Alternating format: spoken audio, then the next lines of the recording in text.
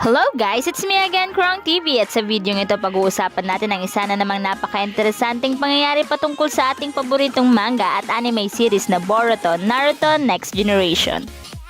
Pero bago ang lahat, huwag kalimutang mag-like, mag-subscribe, pinutin na rin ang notification bell upang lagi kang updated sa mga susunod na video.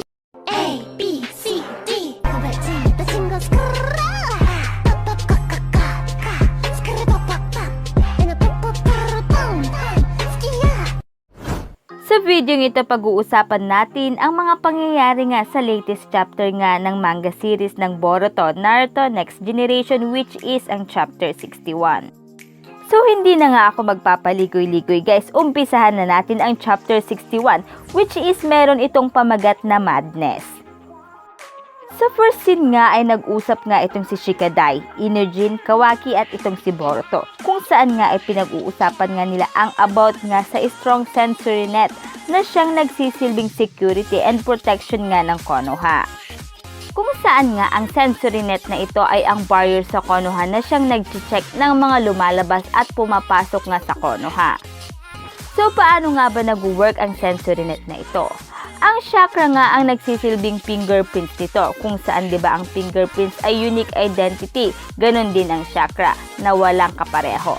So kapag na-detect nga ang chakra, i-compare naman ito sa database upang nga malaman kung ang pumapasok ba sa Konoha ay kilala o hindi. At kung na-detect ng sensor na ito ay newcomers at ang sensory unit naman ay malalaman naman nila kung ito ay kalaban.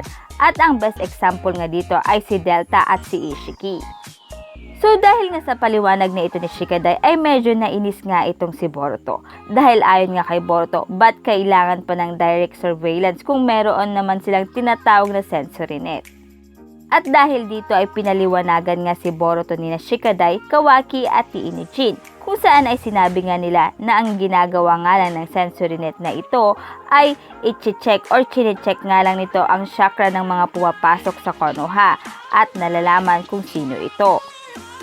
Kaya naman kapag may na-detect na kalaban, ang makipaglaban dito ay ibang usapan na. Kaya naman kinakailangan pa nga rin ng direct surveillance.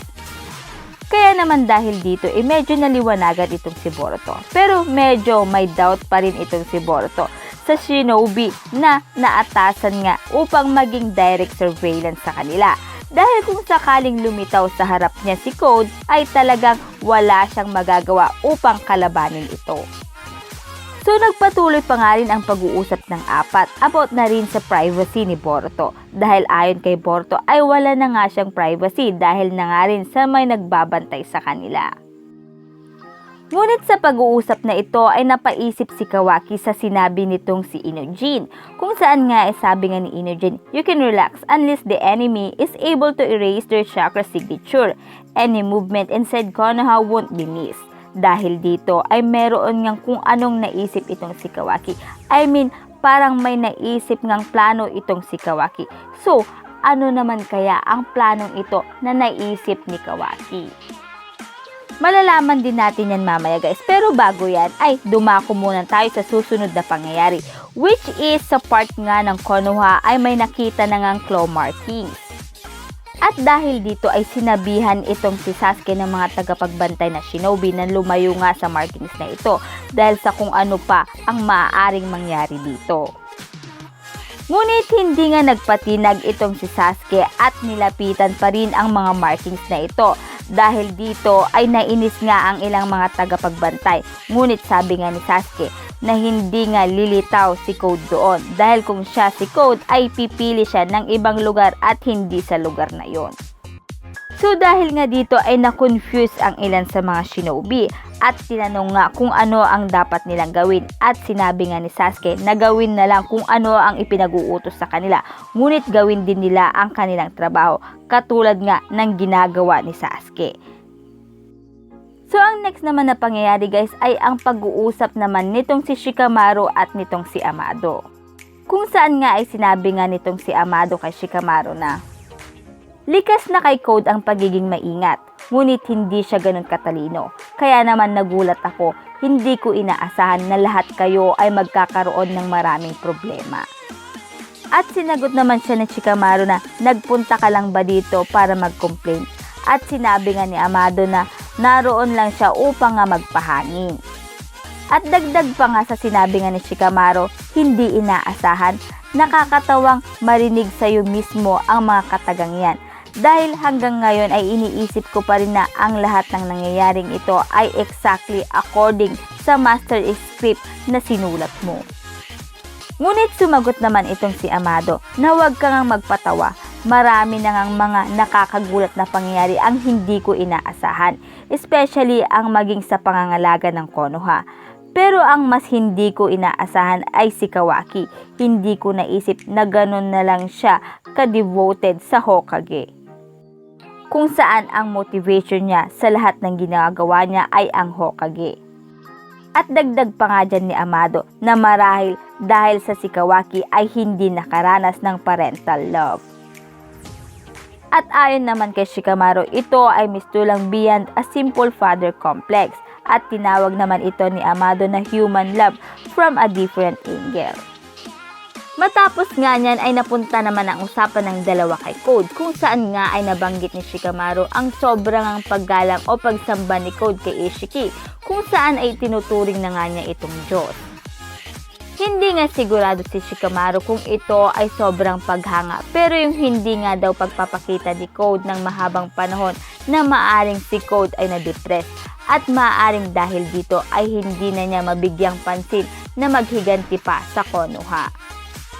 At dahil dyan ay sinabi nga ni Amado na mabuti kung totoo nga ang nasa isip ni Shikamaru.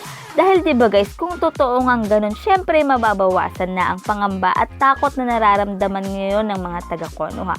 Pero lingid sa kanilang kaalaman, diba, naghahanda na pala itong si Code. So dyan nga nagtapos ang pag-uusap nga ni Amado at ni Shikamaru.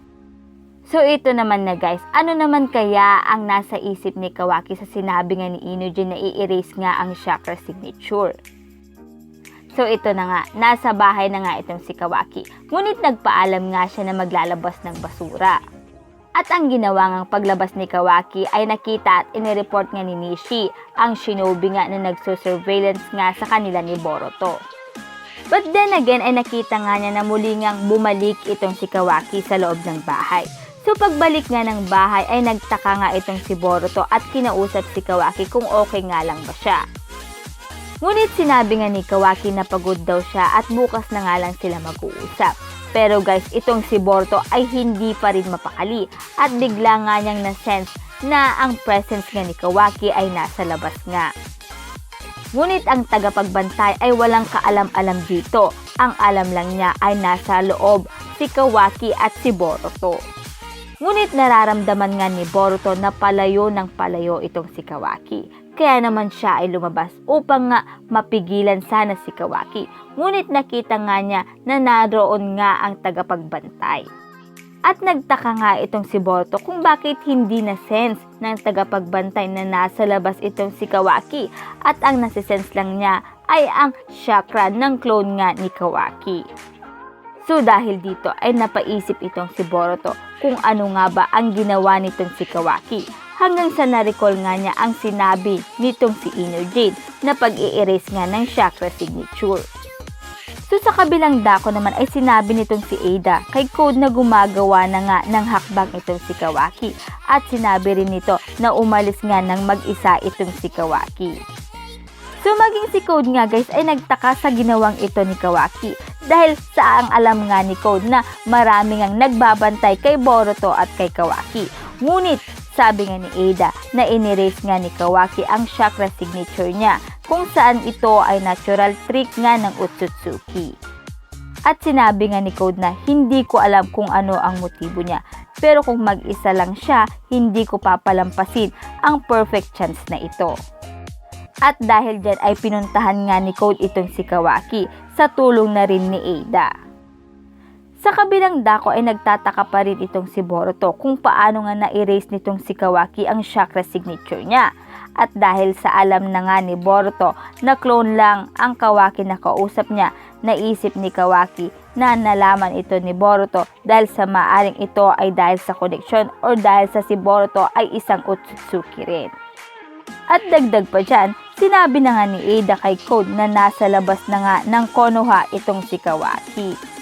At dahil dyan ay instantly ay pinuntahan nga nitong si Code itong si Kawaki gamit nga ang black markings o ang claw markings nito. At dito na nga nagtatapos ang video ito. Any comment and suggestion, just comment down below. Thank you!